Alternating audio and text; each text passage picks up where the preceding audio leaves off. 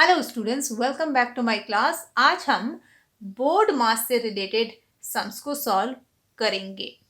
सबसे पहले जानते हैं कि बोर्ड मास का क्या मतलब होता है।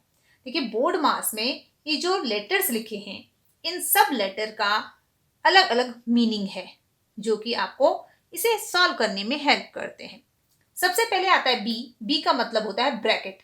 मीन्स जो क्वेश्चन आपको दिया गया है उसमें सबसे पहले आपको B4 होता है ब्रैकेट, यानी कि ब्रैकेट को सॉल्व करना है। अब इस क्वेश्चन में ब्रैकेट कहीं पर भी नहीं है। ब्रैकेट मीन्स जो इस तरह से बने हुए होते हैं, इनको हम ब्रैकेट्स कहते हैं। तो सबसे पहले आपको यहाँ पर ब्रैकेट सॉल्व करना है। आप देखेंगे इसमें ब्रैकेट नहीं है। उसके बाद आता है ओ। ओ मतलब होता है ऑफ। तो आप देखेंगे यहाँ पर ऑफ है। इसका मतलब इस क्वेश्चन में सबसे पहले आपको इसे सॉल्व करना है। 2/1/4। तो सबसे पहले इसे सॉल्व किया जाएगा। ओके, यहाँ पर फिर है डी। डी का मतलब होता है डिवीजन। उसके बाद जब ये सॉल्व हो जाएगा तो यहाँ पर डिवीजन है ये, तो इसे सॉल्व करेंगे। एम। एम का मतलब होता है मल्टीप्लाई। तो उसके बाद जहां पर भी मल्टीप्लाई हो उसे सॉल्व करेंगे। जैसे यहाँ है, एक क्वेश्चन में दो जगह भी मल्टीप्लाई हो सकता है, दो जगह भी डिवीजन हो सकता है। सो उसके बाद मल्टीप्लाई करेंगे। मल्टीप्लाई के बाद एडिशन, कहीं पे एडिशन है तो वो करेंगे, और लास्ट में करेंगे सब्ट्रैक्शन। सो इस तरह के एक्सप्रेशन को सॉल्व करने में हमें बोर्ड मास यानी कि ये जो सीरीज है ये हमें याद रह सके कि सबसे पहले हमें ब्रैकेट करना है, फिर ऑफ, फिर डिवीजन, फिर मल्टीप्लाई, फिर एडिशन, फिर सब्ट्रैक्शन। ये सीरीज याद रह सके, इसलिए इसका नाम बोर्ड मास रखा गया है। ओके, तो यहां पर हम सबसे पहले ऑफ को सॉल्व करेंगे क्योंकि यहां पर ब्रैकेट नहीं है लेकिन ऑफ है। तो हम क्या करेंगे, इसे सॉल्व करेंगे तो ये जो बाकी जो टर्म्स है इनको एज इट इज लिखेंगे। ओके, तो 8 ऐसे ही रहेगा, -20 मल्टीप्लाई बाय 1/10 माइनस, अब इसे सॉल्व करना है। सो 2/1/4। तो 2/1/4, तो ऑफ चेंज हो जाता है मल्टीप्लाई में। 2 मल्टीप्लाई बाय 1/4, और इसे हम ब्रैकेट में रख लेंगे क्योंकि अगर हम इसे ब्रैकेट में नहीं रखेंगे तो ये मल्टीप्लाई दिखाएगा, और मल्टीप्लाई से पहले डिवीजन है। यहाँ इसके अकॉर्डिंग देखिए, मल्टीप्लाई से पहले डिवीजन है तो आपको ये सॉल्व करना पड़ेगा और आंसर गलत हो जाएगा। सो हम इसे फिलहाल ब्रैकेट में, क्योंकि हमने ऑफ को चेंज कर दिया मल्टीप्लाई में, तो इसे हम ब्रैकेट में रखेंगे और आगे ऐसे ही नोट करेंगे। अब सबसे पहले हमें इस ब्रैकेट को सॉल्व करना होगा। सो अगर आप ब्रैकेट नहीं लगाएंगे तो हो सकता है कि आप मिस्टेक कर दें। सो ये 8 - 20 ये एज इट इज हम तब तक नोट करेंगे जब तक कि हम उसे सॉल्व नहीं कर लेते हैं।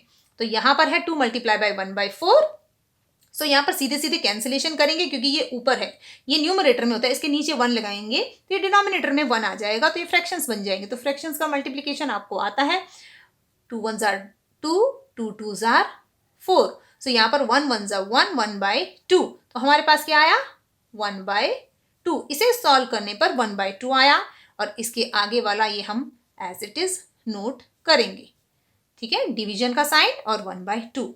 अब आप देखेंगे इस एक्सप्रेशन में ऑफ सॉल्व हो गया है, उसके बाद ऑफ के बाद है डिवीजन। सो डिवीजन मीन्स अब ये वाली टर्म सॉल्व हम करेंगे। तो बाकी टर्म्स को हम ऐसे ही लिखेंगे,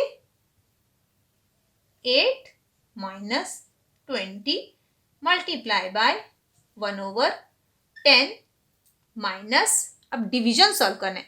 अब आप देखेंगे 1/2 डिवाइडेड बाय 1/2।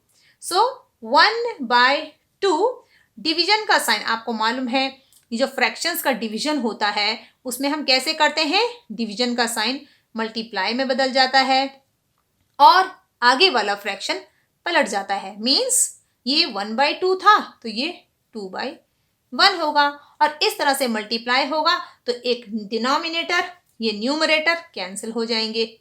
इस तरह से ये 1 आ जाएगा। ओके, कैंसिलेशन का मतलब यहाँ पर 1 टाइम्स डिवीजन हुआ है। सो इस तरह से ये हो जाएगा आपके पास 8 - 20 मल्टीप्लाई बाय 1/10 माइनस, यहाँ पर 1 है, यहाँ पर भी 1 आया है, 1 आया है, तो ये 1/1 कैंसिल हो गया है। तो 1/1 मीन्स सिर्फ 1 आया, तो इसको सॉल्व करने के बाद सिर्फ हमारे पास 1 आया है। ओके, इसके बाद हम क्या करेंगे, अब हमें करना है बोर्ड मास के अकॉर्डिंग मल्टीप्लाई। आपने देखा डिवीजन के बाद मल्टीप्लाई है, अब मल्टीप्लाई इन दोनों टर्म्स के बीच में है, तो हम इसे सॉल्व करेंगे। अब ये वाली टर्म सॉल्व करनी है, तो 8 ऐसे ही रहेगा और माइनस, अब इसे मल्टीप्लाई करने का मतलब है 0 से तो 0 कैंसिल हो जाएगा, क्योंकि ये न्यूमरेटर में है, ये डिनोमिनेटर में है।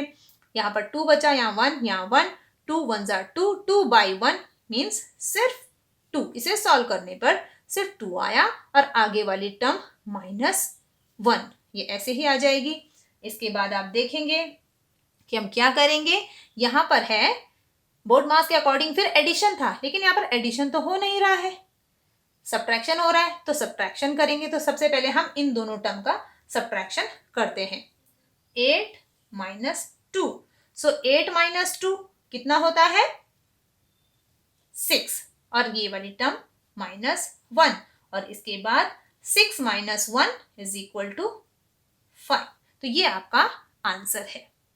अब इस क्वेश्चन में मिस्टेक हो सकती थी, आप चाहते तो ये वाला सब्ट्रैक्शन पहले करते, तो अगर आप ये वाला सब्ट्रैक्शन पहले करते तो क्या आंसर आता है, चलिए देखते हैं। यहां पर देखते हैं इस वाली टर्म को, कि अगर आपके पास होता 8 - 2 - 1, अगर आप ये वाला सब्ट्रैक्शन पहले करते तो क्या आंसर आता, तब आपके पास आंसर आता है 8, 2 - 1, 1, 8 - 1 7। आंसर तो हमारा 5 है और यहां से आंसर आता 7। इसका मतलब ये है कि अगर आप यहां पर सब्ट्रैक्शन पहले करेंगे तो आपका आंसर गलत हो जाएगा। अब ये गलत क्यों हो रहा है, चलिए देखिए ये सही कैसे होगा, क्योंकि अगर हम इन्हें पहले सॉल्व करते तो क्या होता है, इसको हम कैसे कर सकते हैं। देखिए हर नंबर के पीछे उसका साइन होता है, जैसे यहां पर 8 है, 8 के पीछे छिपा हुआ एक प्लस का साइन है, ठीक है, और यहां पर ये जो साइन है ये 2 का है और ये साइन इस 1 का है, तो ये -2 है और ये -1 है, दोनों के दोनों नेगेटिव हैं, तो इन दोनों का एडिशन होता है जब दो नंबर सेम साइन वाले हो, जैसे कि माइनस और माइनस, एक नंबर माइनस है दूसरा भी माइनस है, तो इन दोनों के बीच हमेशा एडिशन होगा, ये आपको याद रखना है, चाहे फिर वो प्लस के दोनों साइन क्यों ना हो। दो प्लस वाले नंबर हैं वो भी हमेशा ऐड होंगे, दो माइनस वाले नंबर हों वो भी हमेशा ऐड होंगे, लेकिन अगर एक प्लस और एक माइनस नंबर हो तो वो हमेशा सब्ट्रैक्ट होंगे, इसको आपने याद रखना है। तो यहाँ पर दोनों नेगेटिव नंबर थे तो यहाँ पर क्या होंगे, ये ऐड होंगे, तो ये 8 रहेगा, यहाँ पर ये दोनों नंबर ऐड होंगे, सिर्फ डिजिट्स ऐड होंगी, 2 + 1 ये तो 3 बन जाएगा, और साइन क्योंकि दोनों ही नेगेटिव थे तो नेगेटिव साइन आएगा। ओके, अब आप देखेंगे कि 8 में से 3 गया तो 5 बचता है, तो इस तरह से आपका आंसर बिल्कुल सही हो जाएगा 5 5, अगर आप यहाँ पर सॉल्व करते हैं। तो इस चीज का आपको ध्यान रखना है, सिर्फ साइन का ध्यान रखना है। जब हम साइन के साथ नंबर्स को लेते हैं तो उन्हें इंटीजर्स कहते हैं। सो अगर आपको ये समझ में आता है तो आपका आंसर यहाँ पर भी सही हो जाएगा। सो आपको इतना ध्यान देना है कि आपने यहाँ पर सॉल्व कैसे करना है। ओके, अगर आपको ये वीडियो पसंद आए तो इसे लाइक करें, शेयर करें और मेरे चैनल को सब्सक्राइब करें।